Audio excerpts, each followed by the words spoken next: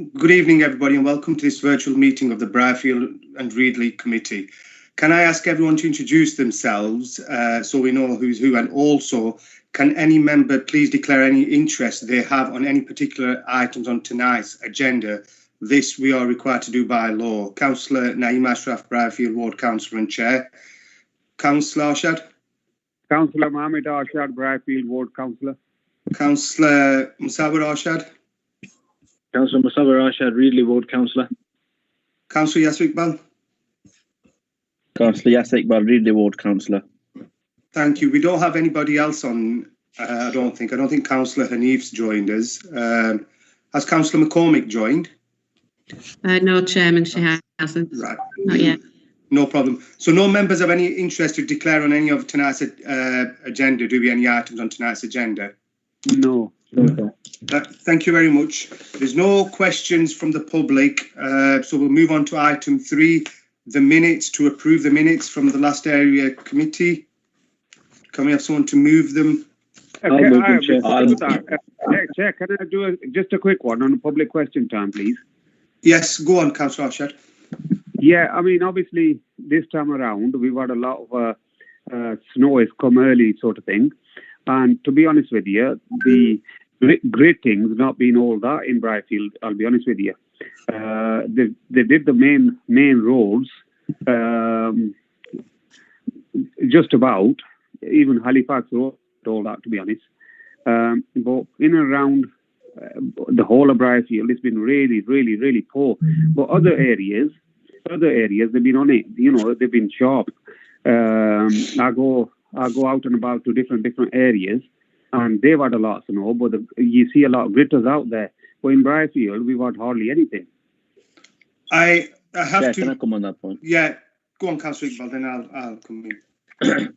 Yeah, I think you were going to say you agree with Councillor Arshad, and I agree with him as well.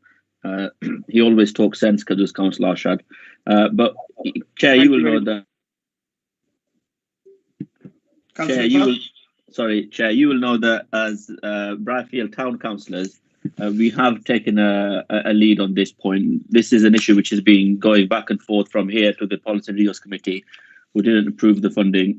And Councillor Arshad will be happy to know that we have asked David to refill the red grit bins, which is the responsibility of the Brierfield Town Council. Obviously, LCC have responsibility for the main roads.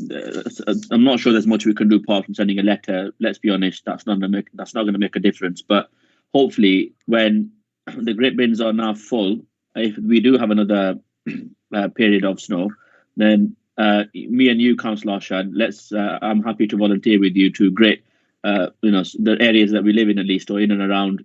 More importantly, near where you live, and because we don't want you and other people falling around that kind of area. No, it's not. It's not me. It's not Councillor me. Arshad. It's not me. Sorry, it's a friend of mine. He nearly killed himself the other day by falling on Arthur Street. He fell backwards, head first, and he banged his head on floor, and he was knocked out. So. It is dangerous, I'll be honest with you. But, even the great bins have been quite empty. Nothing in them, to be honest. I think, going off what Councillor Yasser said, I agree with him. I think the problems we've had is, one, the yellow bins, when they're actually full, there's people from all other areas coming and taking them away. And now that, obviously, with the the red grit bins being filled as well. But the main issue we have is, and one of the most, I've had 3 phone calls from Mansfield Crescent where the gritters are not going up there, and there's been ambulances who've been to pick up disabled people, and ambulances have actually got stuck on there. So I think through Jane, can we ask LCC to put Mansfield Crescent on Route 1, which is main priority, the way they do the main roads and Halifax, because what they're doing is they're going up onto Ellen Road and around Mansfield Grove, because they're saying there's all people's homes, which is absolutely fantastic. But there's a lot of elderly and disabled living on Mansfield Crescent as well, where that should be put onto Route 1. I did email Councillor County Councillor Iqbal as well about this, and he did send an email to, I don't know who it was at county, but it's more just to report the issue. But can we ask if Mansfield Crescent in particular can be put onto Route 1 as a priority at the same time as when they're doing Mansfield Grove, please, Jane? And Ellen Road. And that they're already on there. Yeah. I agree with you. I'll second that. I think it's very important. Yeah, thank you. So we're on to the minutes now. Can somebody please move the minutes? I'll move them. You are there, Councillor Arshad. I can move them, Chair. Yeah. Oh, yeah, sorry, yeah, I'll second that. So are we all happy with the minutes? Yeah. The next item on the agenda is the progress report. Can I just give an update on a couple of the issues? The first issue on the community safety issues and police matters, the railway street at the bottom, Clitheroe Road. I know, obviously, a request was made, and now the officers are saying that once a request is made, once circumstances allow, I'm sure an officer can come down themselves. We don't have to be there. There was another serious accident only about 2 weeks ago, where as you're going down Clitheroe Road, on the right, there's like a railings next to a house, and the whole railings were knocked down when a car crashed into it. And I think, I don't know what LCC are waiting for someone to die before some action's taken. Yeah. Can we just ask somebody if they can come down and have a look and just meet one individual who'll be 6 meters away from them if have to be? This is a priority as well. Is that okay, Jane? Yeah, because you'll be fielding. Yeah, sorry, yes, Chairman, but I think we have to be careful with the COVID regulations at the moment. But yes, I take on board what you're saying and see what we can do. Yeah, that's fine. Thank you, Jane. Enforcement, obviously, on the 17th of December, at the Policy and Resource Committee, the Sefton Street was given another 6 months to comply with the enforcement. And I think that's, and also, sorry, the planning application, it was refused, the application was refused by the Policy and Resource Committee as well. And I think Councillor Yasser Iqbal was there when this was refused. Yeah, it was, Chair. That was refused. It was quite disappointing, Chair, about the Sefton Street one. We did plead our case and asked for some leniency, but it wasn't approved. So that was a bit of a disappointment. But yes, it was good news about the King's Causeway application. Yeah, thank you very much for that. Are we happy to move the progress report? Yes. Yeah. Councillor Yasser Iqbal to move and Councillor Arshad to second. Item 5, I don't think we've not got anybody from the police here, have we, Jane? No, not tonight. It's been last month, nobody attended as well. And I know there's been I don't know if it's happened or not, there is a change of inspector. I think Scott, the inspector's actually moved on to Blackburn now, and I think it's Inspector Andy who's in. But we've had no police presence for a couple of months now, and it's really disappointing because there's a lot of issues in Brierfield and Reedley which need discussing with the police, and especially around COVID as well. And there just seems to be nothing from the police. Can an email go to them or something to ask them to please attend, or actually contact the councillors or email a councillor just to speak to them? Yeah, that's fine. Yeah. Item 6. Mr. Chair, if they can speak to yourself, yeah. You need to really push them on these robberies, that's going on around Brierfield, and it's quite dangerous at the moment. Yeah, definitely. I know you've got CCTV on, but not everybody's got it on, you see. Okay, thank you for that, Councillor Arshad. The next item is a planning application. Do we have a speaker, Jane? We're supposed to have somebody here to speak today on the planning. The application number 20/04448/FUL, erection of a 3-storey building to accommodate 3 flats at 27 Railway Street, Brierfield. Yes, we have both speakers present, Chairman. Shabir Sadiq and Umar Farouk. Yeah. Does Umar Farouk want to speak first, the agent or the applicant? I'm not speaking today. I'm available for any questions or clarity on anything. Right. But applicant is speaking. Oh, is the applicant speaking? Yes, Mr. Sadiq, you have 5 minutes to speak, no problem. Can you hear me first of all? Yes, we can. Okay, let me get my notes. Okay, dear committee members, my name is Shabir Sadiq. I am speaking on behalf of the applicant, who is my brother. I'd like to give a brief outline of the recent events over the last year. The property was purchased last year in a dilapidated state, having stood empty for many years and open to the elements for a considerable length of time. The property was bought with a view to carry out a small-scale conversion, a development to convert the existing building into 2 self-contained flats. The existing building was an end property on a block of terraced properties with a traditional shopfront and accommodation above. The adjacent property has been converted into a full dwelling. In March 2020, the first application was submitted to convert the building into 2 self-contained flats. At the same time, a builder was appointed to carry out the repairs and stabilising of the building itself. Roof works began and the timber structure was actually repaired. Work was started on the front wall. We were advised by the builder that the wall had no integrity and should be dismantled and rebuilt. As he took down the wall, the side gable wall also became unsafe, as it was now only tied back with the floor joists. The builder, on his own accord, decided to take down the gable wall. At this point, with the integrity of the remaining structure became unsafe, and it was decided by the builder to take the whole structure down. He subsequently sold all the stone and ran away with the stone or the money for the job. At this point, some land at the rear of the property became available. The initial application was withdrawn so that new plans could be drawn up to include the land at the rear. During the development of the designs, it was evident that there was space now available to comfortably fit 3 self-contained 1-bedroom units within the building. The proposed building has the same exact scale, heights, eaves and ridges as the neighbouring properties on the block. The new application was then submitted for all 3 self-contained flats. This is the application that is presented before you. The application has gone through the process, and according to the local policy, the planning officer is able to support the application with a recommendation for approval. Highways were also able to support the application due to the excellent transport links adjacent to the site. I understand that the council have received some objections from local residents concerning about the number of units formed. To conclude, I would like to state we are a proactive business and our people are proactive in our business and would not want to harm or upset our new neighbours. We will consider them in the setting up of the running of our new venture.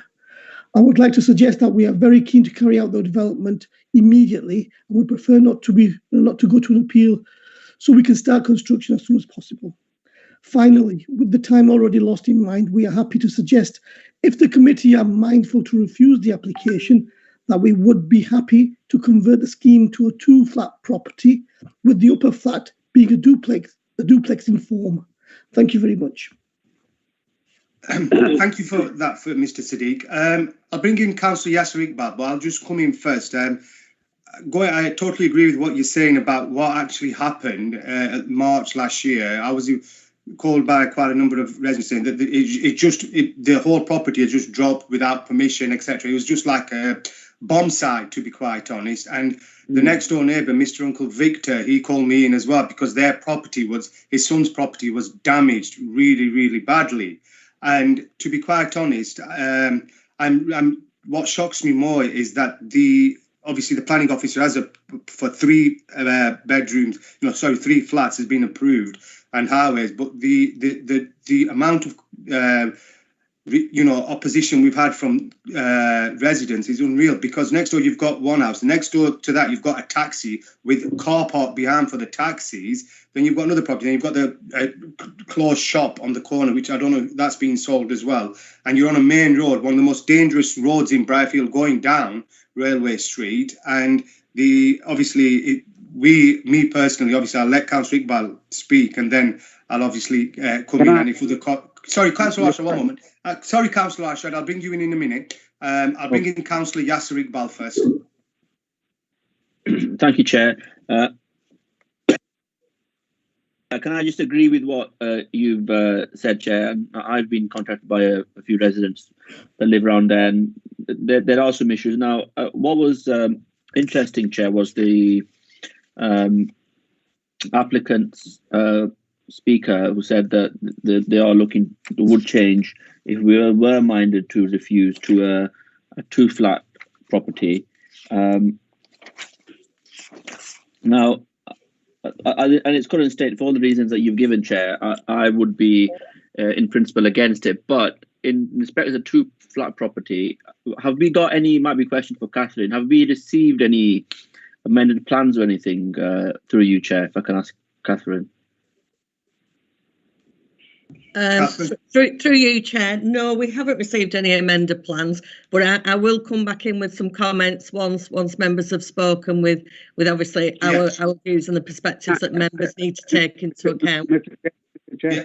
Sorry, I'll bring in Councillor. I'll bring Councillor Arshad in now.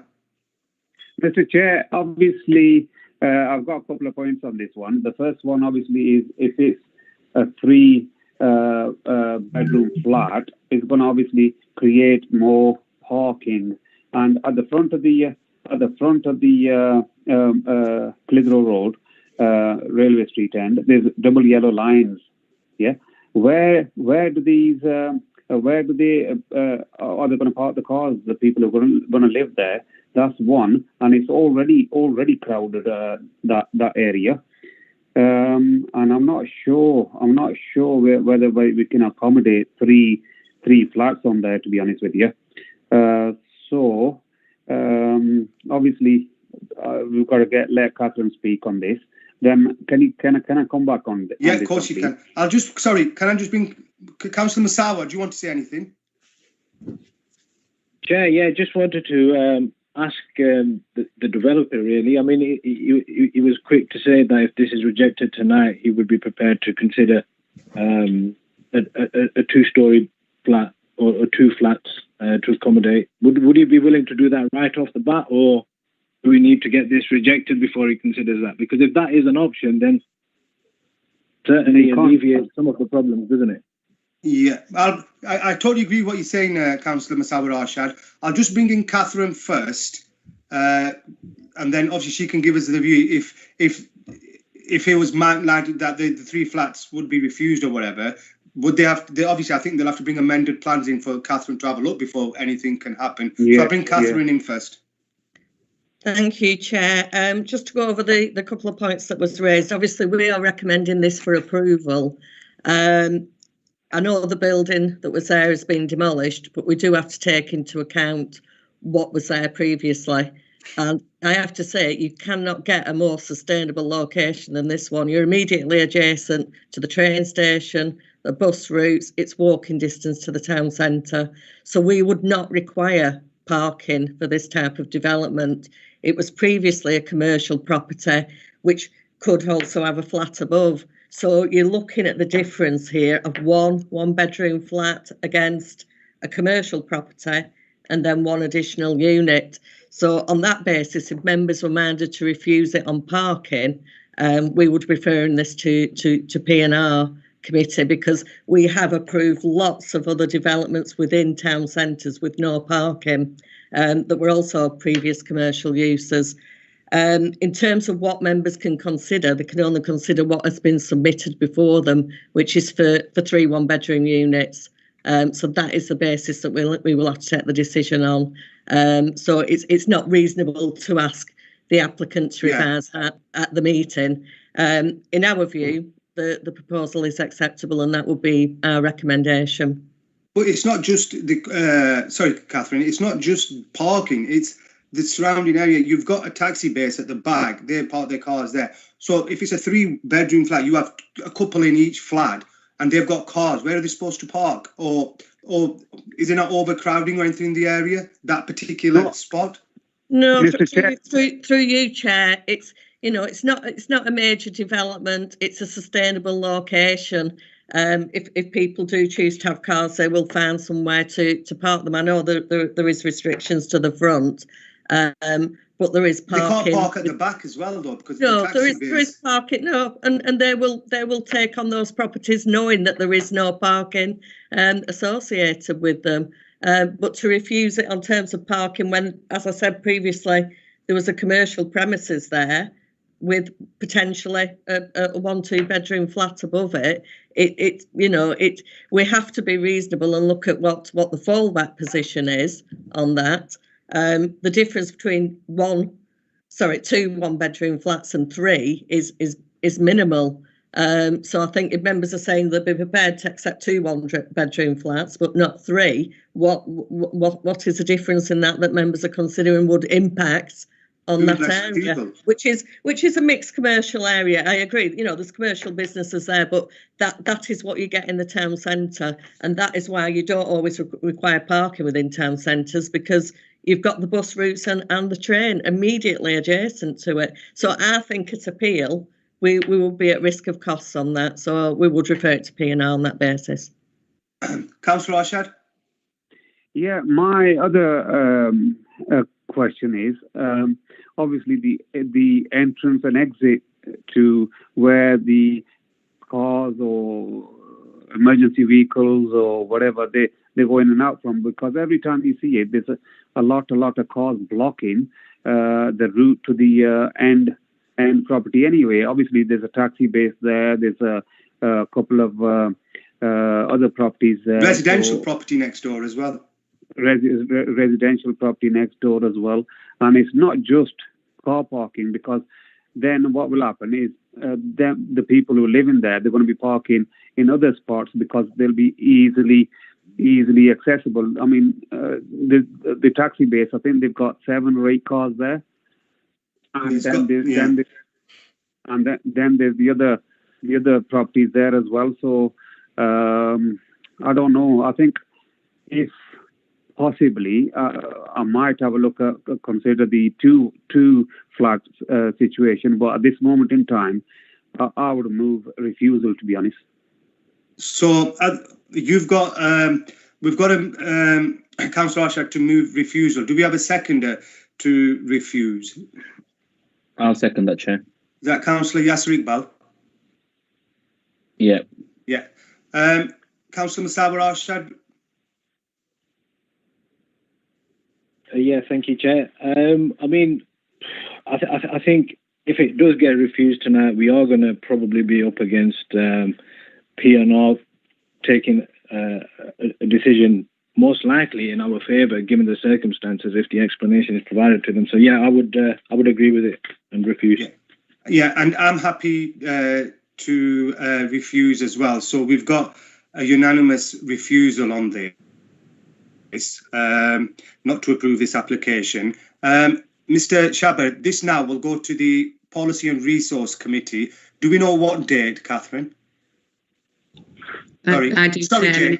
It's the 21st of January. Yeah, so Umar, you'll know, it'll go to Policy Resource on the 21st of January, where obviously Policy and Resource will make a decision of whether to approve it or refuse it. Is that okay? Thank you. Yeah, okay. Thank you very much. Yeah. Thank you. Yeah, the next item on is planning application 20/0798/CEA, a development certificate. This has been called in by Councillor Hanif, who is not here tonight. Councillor Yasser, do you want to say anything on this, or? Can we hear from Catherine first, please, Chair, before I come in on anything? Catherine?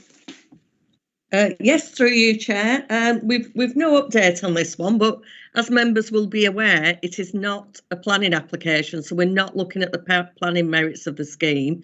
It is purely to establish whether the lawful use of the building can be used for 2 carers and a child living together as a household, which is perfectly acceptable in that case. So we don't look at the planning policies or anything like that. It's purely whether it's a lawful use of that building. Thank you. Thank you, Catherine. So, sorry, Catherine, just a question. So this can't be, originally when the application, it can't be, like we had the problem on Cross Street, like into a children's home, where there were 3 or 4 children. This is not going to be, this is just one, just like a residential home for any individual, one disabled child with 2 carers living as a family. Through you, yes, it is similar to a family living there, and that's why it is a lawful use of it. It's not proposing to change the use of it at all. It will still be classed as a C3 residential dwelling. Yeah, no problem. Councillor Ashad, please, can I bring Councillor Yasser in first, please, pal? Thank you, Chair. Chair, I'm not sure why Councillor Hanif called it in. He's not told me why. Maybe he's told you. But No. I think it may be that initially, when I saw the email, him calling it in, he had probably the same concerns as I did, that it was going to be turned into one of these traditional care homes where it's looking, because when I looked on the Pendle Council portal, it says that the application is made by Eslen Group, and when you search them online, it's quite a big national, I think it's somewhere based in London or South somewhere, a care home company. And that is what I thought it was. And I had the same reservation as perhaps Councillor Hanif may have had. But looking at this now, if it's just the one child with two carers, and as Catherine says, it's not a material change of use, I'm not sure how we can refuse it. But what I just wanted to, and I think you've clarified this already, that we don't want the same situation as we had in Cross Street, where it gets changed into one of these places where it looks after the problem child, and that's going to be a massive issue. I would definitely be in favour of that. But if it's just one child with two carers living together, I'm not sure, Chair, and this is our household, so I'm not sure we have any reasons to refuse. Yeah. But I think I've got the assurances that I needed, and unless there's anything which Councillor Leaf has told you, I'm not sure there's anything that I can really object. No, Councillor Ashad? Mr. Chair, I'm not sure why Hanif's brought this in, but can I suggest something? Can we defer this to the next meeting and I don't know why he's not here as well today, let him explain why he's pulled this in, and then we'll make the decision at the next meeting.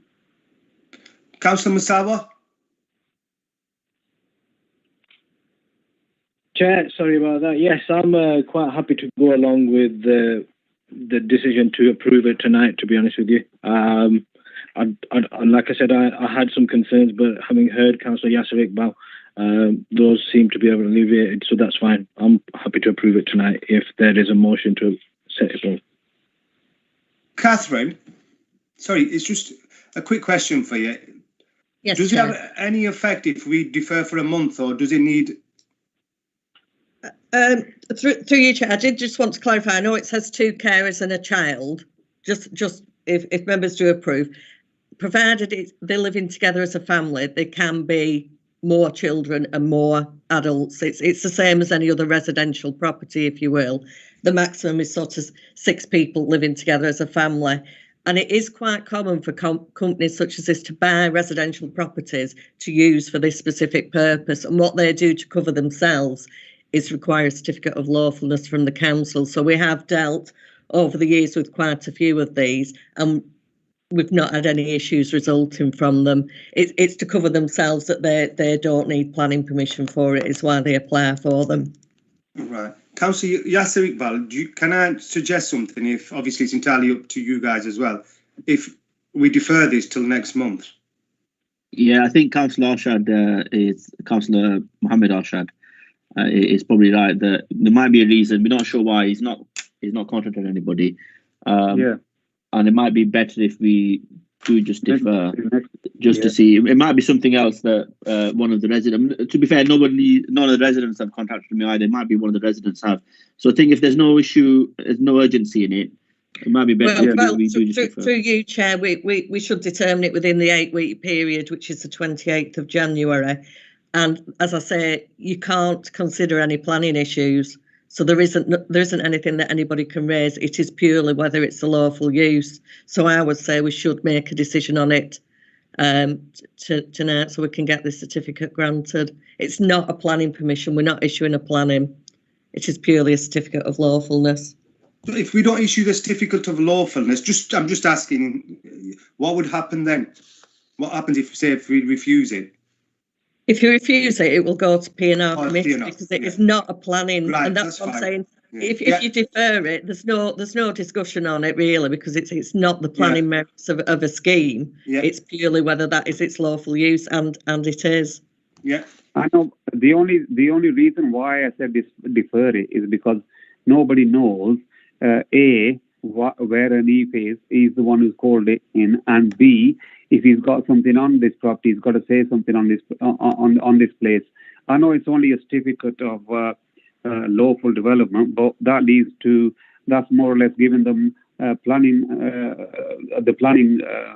application No. That more or less approve it. But anyway, I personally think we should wait. Can I suggest something then?